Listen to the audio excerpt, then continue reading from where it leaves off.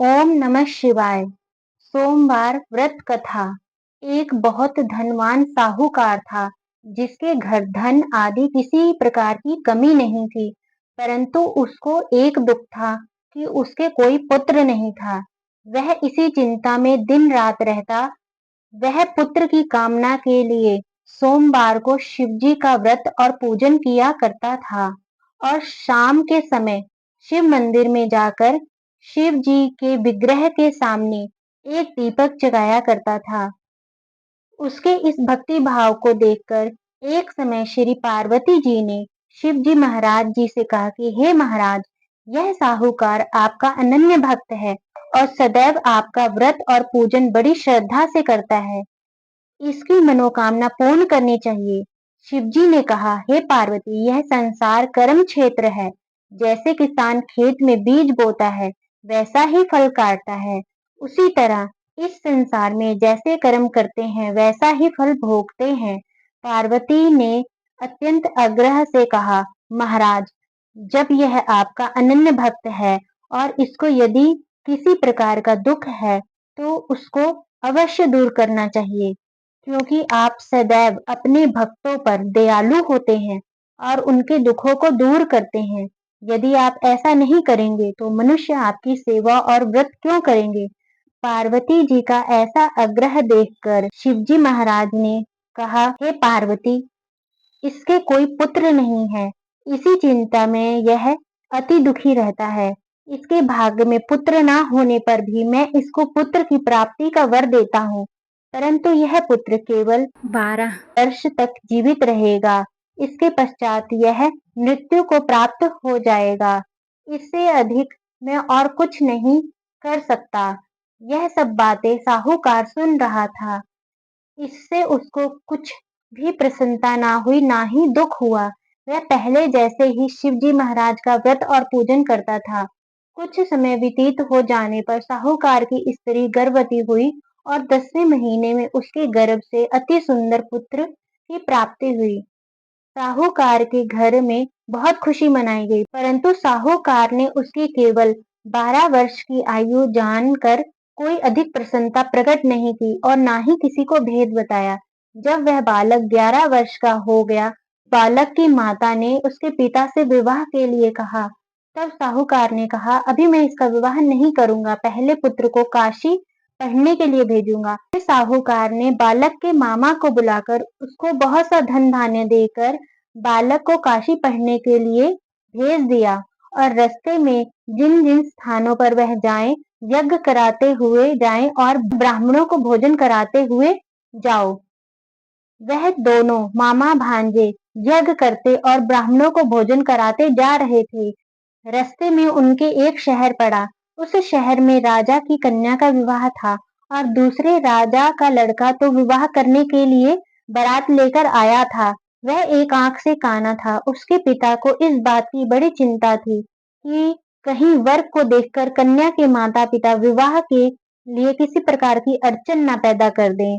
इस कारण वह उनसे अति सुंदर सेठ के लड़के को देखा तो उसके मन में विचार आया, क्यों न दरवाजे के समय इस लड़के का वर का काम चलाया जाए। तो विचार कर वर के पिता ने उस लड़के और उसके मामा से बात की तो वे राजी हो गए। फिर उस लड़के को वर के कपड़े पहनाकर घोड़ी पर चढ़ाकर दरवाजे पर ले गए और सब कार्य प्रसन्नता से पूर्ण हो गया। फिर वर के पिता ने सोचा कि यदि विवाह का कार्य भी इसी से करा लिया जाए तो क्या बुराई है। ऐसा विचार कर लड़के और मामा से कहा, यदि आप फेरे और कन्यादान का काम भी करवा दे तो आपकी बड़ी कृपा होगी। मैं इसके बदले आपको बहुत सा धन दूंगा। और उन्होंने स्वीकार कर लिया। विवाह कार्य भी बहुत अच्छी तरह से संपन्न हो गया, परंतु जिस समय लड़का जाने लगा उसने राजकुमार की चुनरी के पल्ले पर लिख दिया, तेरा विवाह मेरे साथ हुआ है, परंतु जिस राजकुमार के साथ तुझे भेजा जाएगा वह एक आंख से काना है। मैं काशी पढ़ने जा रहा हूँ। लड़के के जाने के पश्चात उस राजकुमारी ने जब अपनी चुनरी पर ऐसा लिखा पाया तो राजकुमार के साथ जाने से मना कर दिया। कहा कि मेरा पति यह नहीं है, मेरा विवाह इसके साथ नहीं हुआ है, वह तो काशी पढ़ने गया है। राजकुमारी के माता पिता ने अपनी कन्या को विदा नहीं किया। बारात वापस चली गई उधर सेठ का लड़का और उसका मामा काशी पहुंच गए। वहां जाकर उन्होंने यज्ञ करना और लड़के को पढ़ाना शुरू किया। जब लड़के की आयु 12 वर्ष हो गई, उस दिन उन्होंने यज्ञ रचा रखा था। लड़के ने अपने मामा से कहा, मामा जी आज मेरी तबीयत कुछ ठीक नहीं है। मामा ने कहा, अंदर जाकर सो जाओ। लड़का अंदर जाकर सो गया। थोड़ी देर में उसके प्राण निकल गए। जब उसके मामा ने आकर देखा तो वह मुर्दा पड़ा था। उसको बड़ा दुख हुआ। उसने सोचा कि अगर मैं अभी रोना पिटना मचा दूंगा तो यज्ञ का कार्य अधूरा रह जाएगा। अंत उसने जल्दी से यज्ञ का कार्य समाप्त कर ब्राह्मणों के जाने के बाद रोना पिटना आरंभ किया। संयोगवश उसी समय शिव पार्वती उधर से जा रहे थे। जब उन्होंने जोर जोर से रोने की आवाज सुनी तो पार्वती जी कहने लगी, महाराज कोई दुखिया रो रहा है, उसके कष्टों को दूर कीजिए। जब शिव पार्वती पास आए तो उन्होंने देखा कि एक लड़का मुर्दा पड़ा था।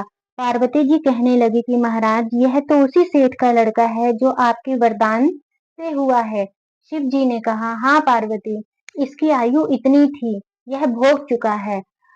तब पार्वती ने कहा, हे महाराज, इस बालक को और आयु दें, नहीं तो इसके माता पिता तड़प तड़प कर मर जाएंगे।